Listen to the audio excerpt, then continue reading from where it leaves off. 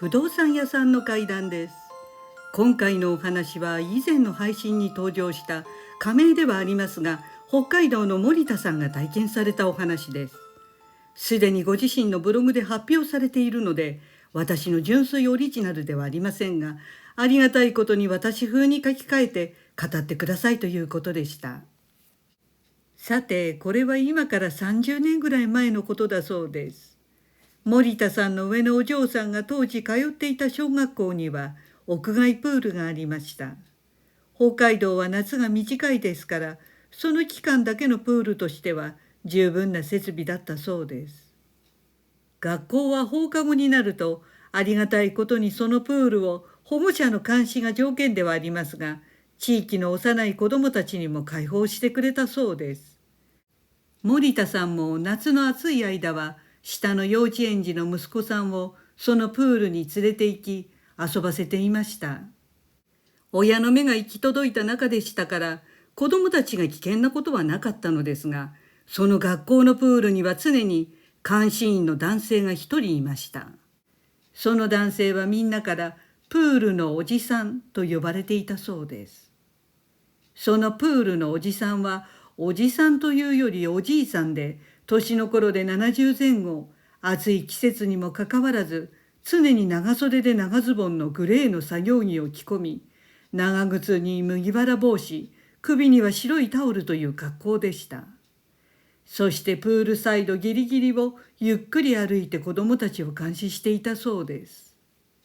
森田さんの話では、その初老の男性はとても寡黙な人で、口を開いたところを見たことがなかったそうです。でも子供たちを見る目は孫を見るように愛情深く、もし万が一何かが起きたら、じいちゃんがすぐに飛び込んで助けに行くからな、というような姿勢でプールサイドを循環していたそうです。そのプールのおじさんの誠実な姿に、親たちは熱い信頼を寄せていたということでした。それから数年が経ち、幼かった息子さんもその学校に通うようになったそうです。そしてその年の夏は親がついていなくても放課後のプールで遊ぶことができるようになりました。そして夏は過ぎ、翌年の春になり、息子さんは小学校2年生になっていました。ある日、森田さんは近くに住むおじの家を訪ねたそうです。その時おじが突然こんなことを切り出しました。おい、お前の子供らが通っている小学校にプールがあるだろう。森田さんは唐突な質問に、あるけど、と即答えると、おじさんは続けて、そこの監視員をやっているじいさんいるよな、畑さんというじいさん、と思いもかけない人物を話題にしたのでした。この時プールのおじさんが畑さんという名前であることを初めて知った森田さんでしたが、いるいる、プールのおじさんでしょ、知り合いなの、と少し驚いて聞いたそうです。するとおじは、山菜採りの仲間なんだよ、というのでした。森田さんのおじは、毎年春に野山に入って、山菜をたくさん取っては、自分の経営する市内の青果店で販売していたんだそうです。森田さんのおじは渋い表情をして、いや、畑さんな、行方不明なんだよな、と低い声でポロッと言ったそうです。森田さんは意外な話に意味がわからず、行方不明ってどういうこと、と聞きました。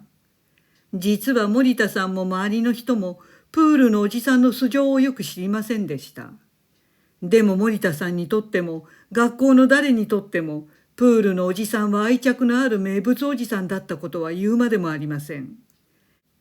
行方不明という言葉がかなりショックだった森田さんは、再度おじに、行方不明？いないってどうしてなの？と聞きました。するとおじは、タケノコを取りに山に入ったままいなくなったんだ。もう2週間になる。その時森田さんは、ふと数日前に目にした新聞記事を思い出しました。山に入って行方不明になっている老人について書いてある記事で、その老人の名前も畑さんと出ていたわけですが、プールのおじさんの本名とは知らず、ただ気の毒にと思ったことを思い出したそうです。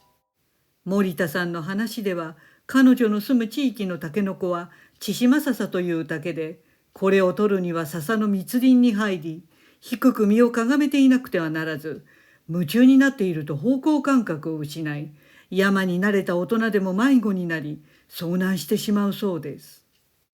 森田さんの叔父は、道路脇に畑さんの車だけが残っていたんだそうだ。もうすでに2週間も経つし、まだまだ山は寒いしな、それに熊も出るし、と絶望的な言葉ばかり言うのでした。森田さんは、へーっとだけ言って、それ以上は何も言えなくなってしまいました。畑さんの無事を祈る森田さんは、不吉なことは言いたくなかったので、もちろん子供たちにも誰にもこのことは言わなかったそうです。それから数ヶ月経ち、夏を迎えました。学校のプールはそんなわけで、プールのおじさんは不在のまま、プールの授業も地域の子どもたちへの開放も例年通り行われました。学校側はまだ見つからない畑さんの家族に配慮し、新たな監視員は雇わず、暫定的に教員たちが交代で監視員を務めていたそうです。そうして小児の息子さんも何回か放課後のプールを楽しんだそうです。そんなある日、息子さんがいつものように放課後のプールから帰宅した時のことでした。森田さんは何気なく息子さんに、今日はどの先生が監視員をやってたのと聞いたそうです。すると息子さんは、大下先生とね、プールのおじさんと答えたのです。森田さんは、と思い、意味がわかりませんでした。そこで、大下先生がプールのおじさんになっていたのと聞き返したそうです。すると息子さんはきょとんとした顔をして、大下先生とプールのおじさんはプールのおじさんだよというのです。森田さんはますますわけがわからず、プールのおじさんと聞くと、そうだよ、どうしてと息子さんは少し困惑した表情をしました。息子さんはプールのおじさんの山での事故について何も知らないはずでした。生徒の親も学校関係者も暗黙の了解で彼の事故のことは子どもたちには一切話しませんでした。森田さんは最初息子さんが誰かと見間違えているんだろうと思ったそうです。すると息子さんが、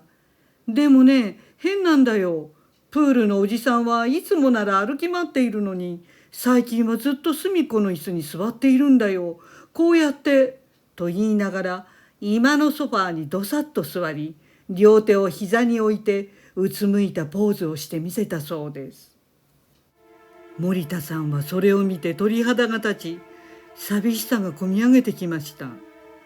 息子さん曰く、プールのおじさんは例年通り同じ作業服を着て、長靴を履き、麦わら帽子をかぶったおなじみの格好で、いつも座っているというのでした。森田さんは彼女なりに息子さんの見たものを考えたそうで、信頼するあまりにプールのおじさんがそこにいるのが当然だと思う子供が作り上げた幻か、それともプールのおじさんの霊が今でも子供たちの安全を見守っていて、波長のあった息子さんに見えていたのかのどちらかだと思ったそうです。森田さんはそれ以上息子さんにはプールのおじさんについて質問はしませんでした。なぜならおじさんを思う子供の心も、霊となっても子供を見守るおじさんの思いも、どちらも壊したくなかったからだと、ブログの最後を結んでいました。